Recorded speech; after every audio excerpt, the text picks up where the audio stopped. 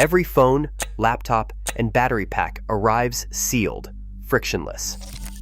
The metals inside do not start that way. They come from tunnels where a single missed support bolt trapped 4 miners for 18 hours. From crushing stations where respirable dust exceeds limits by multiples, no product sheet will show. Extraction kills at nearly 40 times the rate of assembly. The hidden risk behind the metals in your electronics starts at the rock face. Inside the tunnel, the only warning is a faint crack above the drilling face. Maria, a shift lead on ChargeUp, scans the roof mesh and spots a line of stress where yesterday's support bolt was supposed to be replaced. The production clock is running. Each minute lost means the next crew starts late, and the ore quota slips further from target.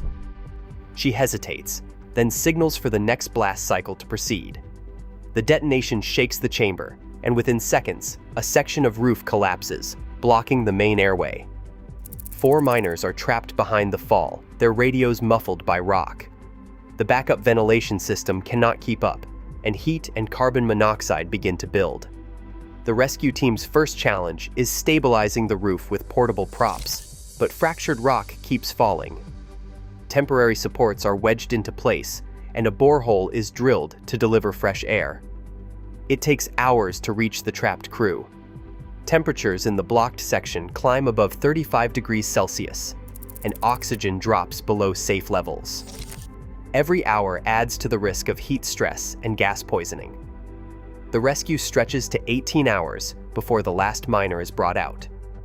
Post-incident analysis finds the missed bolt was logged but not replaced, a casualty of the drive to maintain a 95% ore recovery target.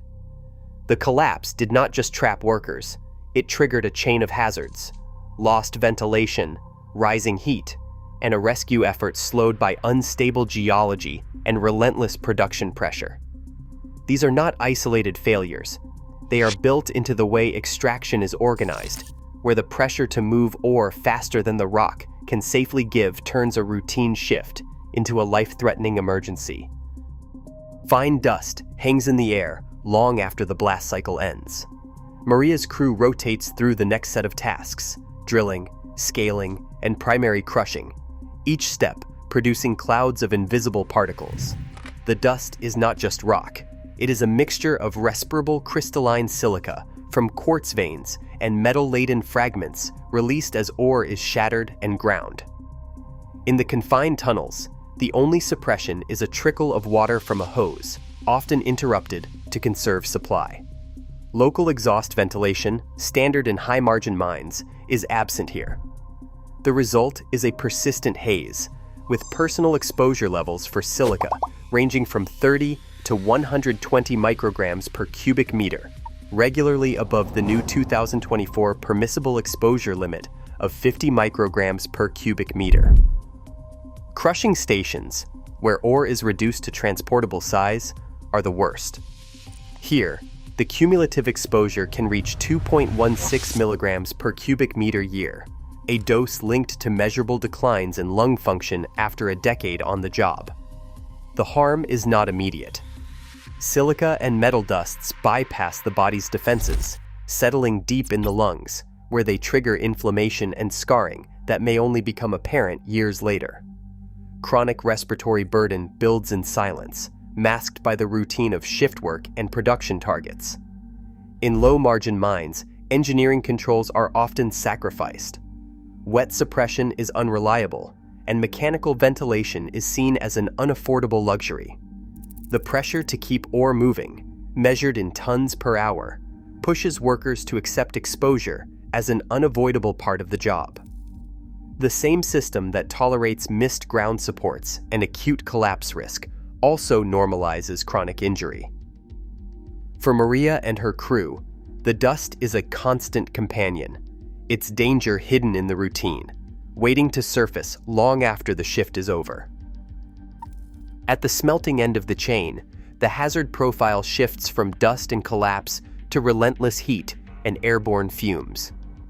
In the slag bay, a furnace operator stands 2 meters from a wall, radiating at over 1,200 degrees Celsius. The air at floor level regularly holds at 50 to 65 degrees, with humidity rising from evaporating slag.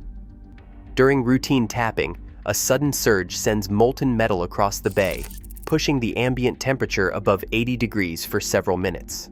Skin contact with air at these levels can trigger immediate burns and heat exhaustion. OSHA's high-risk threshold for indoor work is crossed in seconds, but in low-margin plants, ventilation systems are often underpowered or missing entirely. One incident illustrates the margin for error. A furnace door jammed during a mat pour, forcing the operator to break the seal manually. The blast of heat overwhelmed his protective gear, causing second-degree burns to his arms and face. Post-incident monitoring found copper oxide fumes in the air at 42 milligrams per cubic meter, over 400 times the occupational limit. Nickel and cobalt oxides reached levels that can induce acute metal fume fever and, with repeated exposure, contribute to chronic lung disease. Sulfur dioxide spikes to 45 parts per million during these upsets, well above the 8-hour permissible limit. The risk is not confined to rare accidents. Even in steady operation, the combination of radiant heat, poor air exchange, and persistent metal fumes creates a workplace where every shift carries the possibility of irreversible harm. The economic drive to maximize throughput often means that engineering controls, ventilation, cooling breaks, and fume extraction are scaled back or deferred. The result is a system where the danger is not a malfunction, but a routine feature of the job. Sulfuric acid leaching is the backbone of cobalt extraction in low-margin operations, but the process rarely unfolds inside sealed, automated plants. In the open-air leach pads and makeshift separation yards outside Kolwezi and Kisenge, effluent containment is improvised. Plastic-lined trenches channel runoff towards shallow sumps, where acid-laced water seeps into the ground. The chemical risk is not limited to operators in gloves and visors.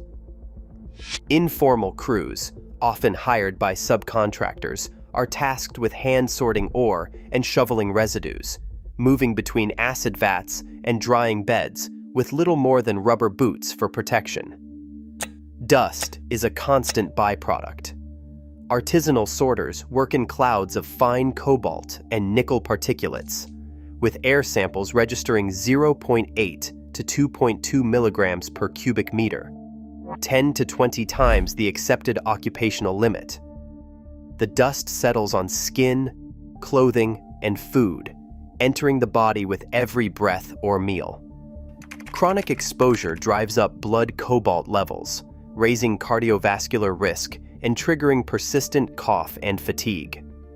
Respiratory protection is rare, and the masks that are available are often reused until they fall apart. The labor system itself increases the hazard. Between 150,000 and 200,000 workers in the cobalt sector of the DRC operate outside OSHA or equivalent oversight. Many are excluded from medical surveillance, accident reporting, or compensation schemes. Maria, responsible for both formal and informal crews, spends her shift juggling production targets with the reality that her casual workers have no access to on-site clinics or fit-tested respirators. When acid leaks from a cracked vat or dust clouds roll off the sorting line, the risk is absorbed by those furthest from any safety net. The supply chain's demand for cheap, fast throughput ensures that the most dangerous chemical and dust exposures remain concentrated in the least protected hands. A finished smartphone or laptop appears seamless, its surface smooth and its circuitry hidden from view. Yet the journey from raw ore to assembled device passes through a series of steps where visibility breaks down. Traceability initiatives like the Responsible Minerals Initiative cover only about 60% of global copper smelters and just over half of cobalt refineries. That leaves as much as 40% of these critical nodes unverified. No independent audit, no public record of safety conditions, no chain of custody documentation. For lithium, nearly 1/3 of production flows through facilities outside third-party review. Tin and tantalum refining are even less transparent, with 41% and 78% respectively lacking certification. These gaps are not technical oversights. They are built into the system. Once metals enter unverified refining or processing, any record of upstream hazards, injuries, or exposure is effectively erased. The result is a supply chain where the most hazardous work is disconnected from the product, and the risk absorbed by workers upstream is made invisible to those at the endpoint. Groundwater drawn by Maria's community for drinking and irrigation now carries lithium concentrations between 0.3 and 0.5 milligrams per liter, 3 to 5 times the World Health Organization's health-based guideline of 0.1 milligrams per liter. This seepage traces back to brine evaporation ponds and open-pit runoff, where lithium salts migrate through fractured soils and enter wells and streams. The contamination is not a one-off event. It is a persistent byproduct of extraction practices designed to maximize output. While Maria's crew faces daily hazards underground, the broader population absorbs a different kind of risk: chronic exposure that accumulates year after year. In these regions, the death rate among miners and informal workers reaches 15 per 1,000, compared to just 0.4 per 1,000 in downstream electronics factories. The disparity is not accidental. As global demand for lithium and other metals grows, the economic logic rewards operations that push environmental and health costs onto the least protected. The risk is transferred, not eliminated, and the market continues to function as long as the flow of metal remains uninterrupted. Today's electronics rely on extraction pressure and hazardous throughput that remain out of sight. As demand escalates, the occupational exposure chain only deepens. Layered risk is built into each finished device. The systems powering our connectivity are not frictionless. They run on invisible, continuous human hazard. Thanks for watching.